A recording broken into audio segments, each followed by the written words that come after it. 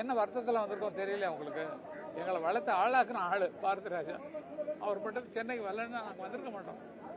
இளையராஜாவும் சரி நாங்களும் சரி அவருக்கு வேலைக்கு வந்ததுனால அவர் சம்பளத்தை பகிர்ந்து தான் நாங்கள்லாம் சாப்பிட்டு வாழ்ந்தோம். எங்களுக்கு சாப்பாடு போட்டு வளர்த்து எங்களை ஆளாக்குனவர் ஒரு பெரிய ஆள்.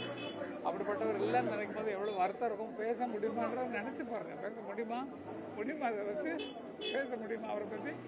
முடியாது. என்னென்ன பண்ணிருக்காருன்னு உங்களுக்கே தெரியும். பத்திரிகையில் கொடுத்துருக்கோம். அப்படிப்பட்ட ஆள் இல்லை, இனிமேல் இல்லை. அவர் படைப்பு இருக்கும், அதை பார்த்து சந்தோஷப்படுங்க. வேறு நான் என்ன சொல்கிறேன்?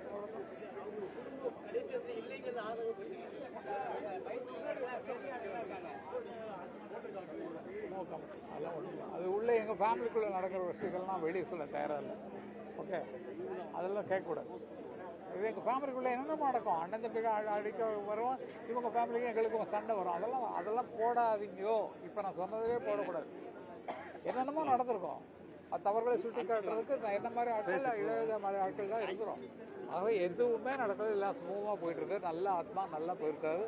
அவர் இருந்து எப்படி பல டைரக்டர்களை உருவாக்குறாரோ அவருடைய படங்களை பார்த்து பல பேர் உருவாங்கிறது தான் விதி. என்ன அறிமுகப்படுத்தினது அவர் தான். சரி தூரம் போய் பாட்டு எழுதி வச்சு என்ன வைரமுத்துவெல்லாம் அறிமுகப்படுத்தினது அவர் தான். இளையராஜாவுக்கு தான் அவருக்கு முன்னாலே நாங்கள் மியூசிக் வந்துட்டு வந்தோம்ல 16 வயதில் தான் எனக்கு ஃபஸ்ட்டு படம். அதுக்குள்ளே நாங்கள் ஆரம்ப பிள்ளையார் சொல்லி போட்டு கொடுத்த மகானும் இல்லை. ஆத்மா சாந்தி பெற எல்லாரும் வேண்டிக்கும். எல்லாரும் சார் இறுதிச் சடங்கு சொல்கிறாங்க, இப்போ பண்ணிட்டு இருக்காங்க. உங்களுக்கு அறிவிப்பாங்க.